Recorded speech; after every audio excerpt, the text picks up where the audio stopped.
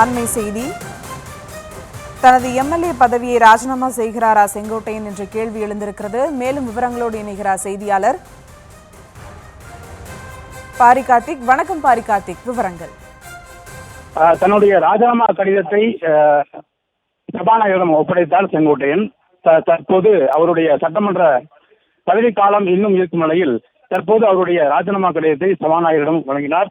அதாவது தலைமைச் செயலகத்துக்கு தற்போது வந்த சட்டமன்ற உறுப்பினர் செங்கோட்டையன் அவர்கள் தன்னுடைய பதவியை ராஜினாமா செய்தார். சபாநாயகரிடம் இது தொடர்பாக தன்னுடைய ராஜினாமா கடிதத்தை எழுத்துப்பூர்வமாக எழுதிய தன்னுடைய ராஜினாமா கடிதத்தை சபாநாயகரிடம் கொடுத்தார். அந்த கடிதத்தையும் சபாநாயகரும் பெற்றுக் கொண்டார்.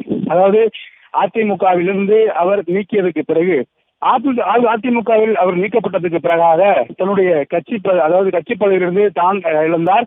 அதன் தொடர்ச்சியாக அதிமுகவில் சட்டமன்ற உறுப்பினராக இருந்தார்.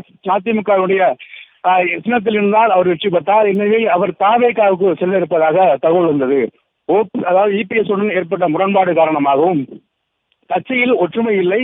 ஒற்றுமை இல்லாமல் நாம் வருகின்ற தேர்தலை வெல்ல முடியாது. எனவே அனைவரையும் ஒருங்கிணைக்கக்கூடிய முயற்சியில் தான் ஈடுபட போவதாக கூறியிருந்தார்.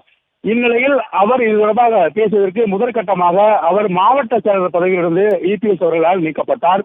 பொதுச் செயலர் எடப்பாடி பழனிசாமி அவர்கள் முதன்முறையாக அவர் முக்கியமாக மேற்கு மண்டலத்தின் முகமாக இருந்த செங்கோட்டையன் அவர்களை கட்சியினுடைய மாவட்ட செயலர் பதவியிலிருந்து நீக்கினார். அதன் தொடர்ச்சியாக அவர் மீண்டும் கடந்த அக்டோபர் 30ஆம் தேதி தேவர் ஜெயந்தி விழாவில் கிட்டத்தட்ட 3 பேருடன் நிகழ்ச்சியில் கலந்து கொண்டார்.